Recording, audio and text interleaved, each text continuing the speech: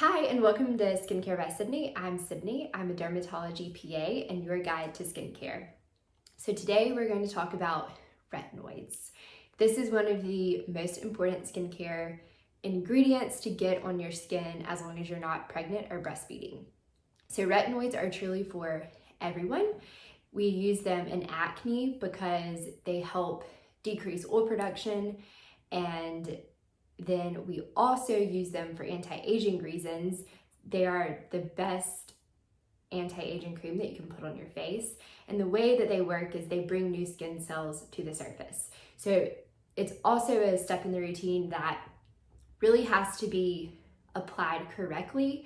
And usually when there's not success, it's because one of three things wasn't met. And so sometimes the product is truly just too strong for your skin, or sometimes it's with the other ingredients that you're using. So we have terminology that's called start slow, and I will explain what that means now.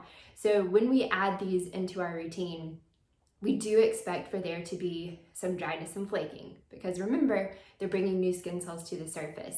So I often tell patients it's kind of like a snake shedding its skin, and think about the new skin that is underneath, and that's what we want to see. So we can do some things to minimize the chance of the dryness and flaking happening.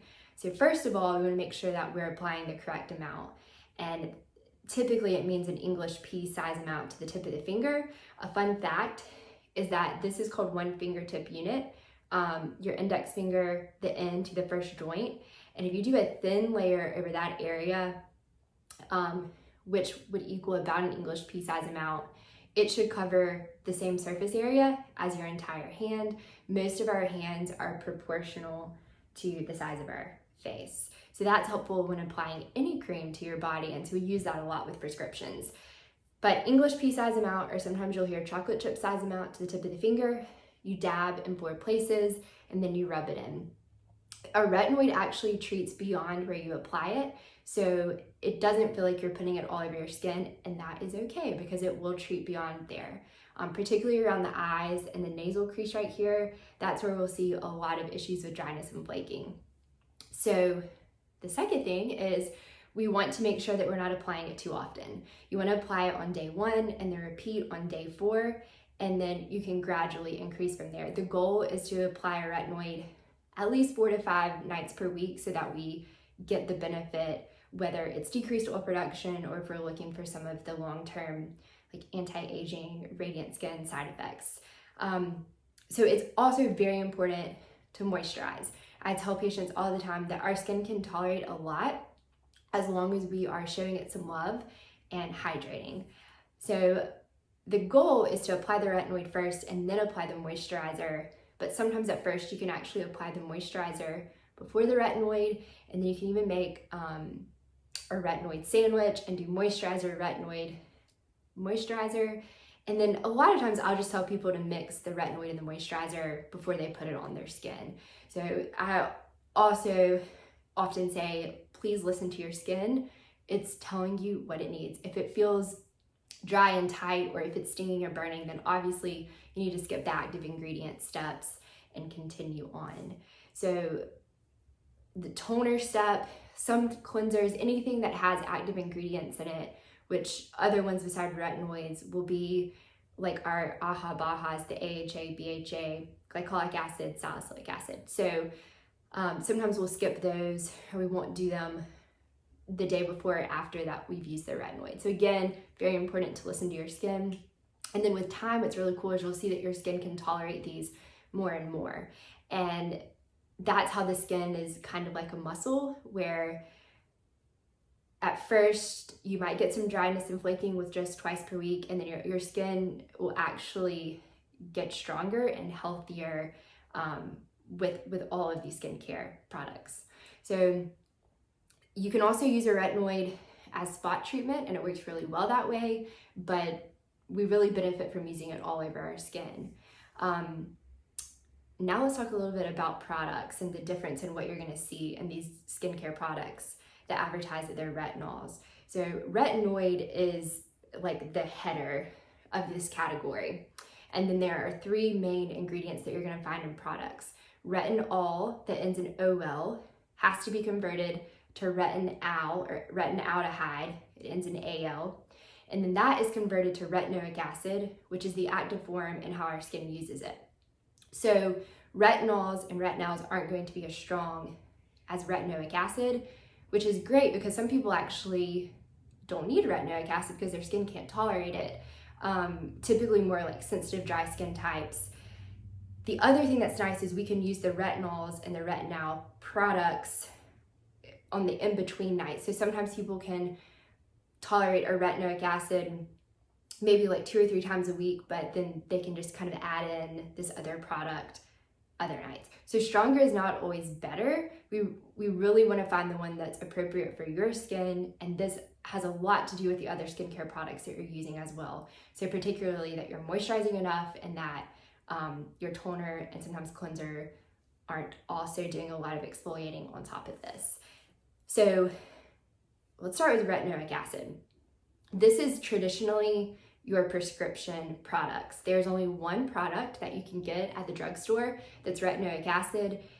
Used to be prescription, and since 2017 it hasn't been, and that's adapalene 0.1%. You're gonna see this in Differin Gel. La Roche-Posay also has adapalene 0.1%, and Proactive MD has a small tube of adapalene 0.1% as well. There's a 0.3% that is a prescription. Then we get into our tretinoins, and then into tazarotene, and then into isotretinoin, which is called Accutane. So there's actually an oral form of retinoids. So the great thing about adapalene 0.1% is that it's $30, and it's a really, really amazing product because it used to be prescription. So I really like for most skin types to be able to start there, just because it's such a great option for the price. Typically, we will try to get insurance to cover the prescription retinoids, meaning retinoic acid. I usually will tell people to expect like $60, $70 or less. There are a lot of ways that we can work to get them like paid out of pocket. Some of the medical grade brands actually have retinoids, so we can purchase them and sell them in office, but they end up being around $100. Those are going to be Obagi and Zio in particular that offer the in-office retinoids.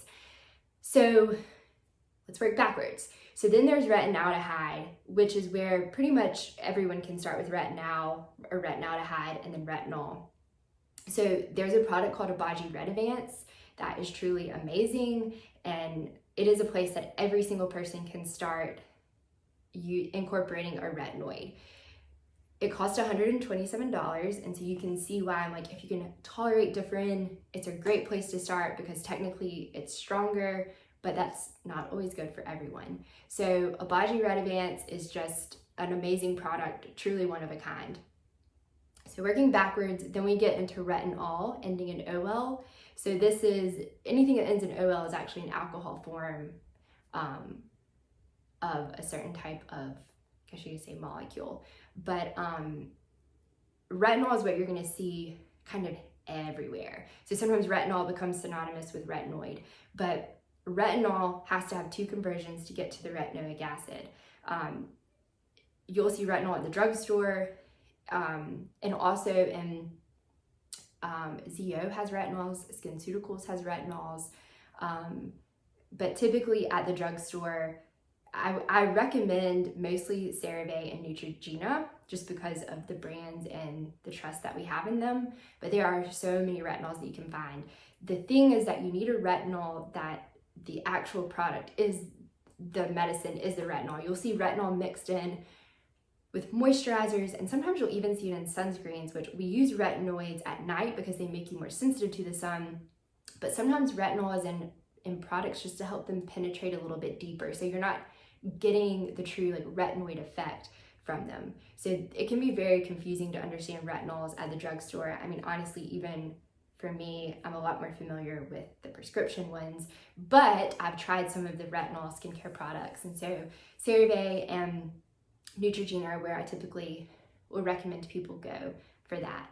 So a quick summary, retinols have to be converted to retinol, which then is converted to retinoic acid, which is how our skin uses it. So everyone can start by using a retinol or retinaldehyde. If I could just give a retinoid to every single person that's not pregnant or breastfeeding, it would be Obagi Red Advance, and then see if they can tolerate different gel. So I always recommend that people go to their yearly skin check, and this may be an unpopular opinion by dermatology healthcare providers, PAs, NPs, MDDOs, but I want people to come in for their yearly complete skin checks.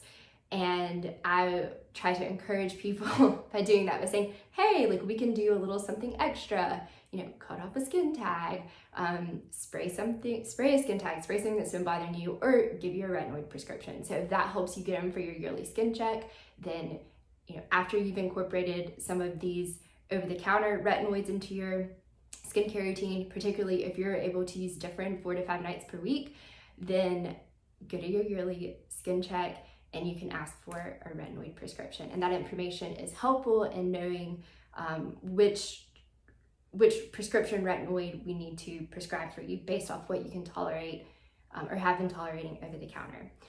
So I hope this encourages you to add a retinoid into your routine. If you have any questions, I'm always here to help.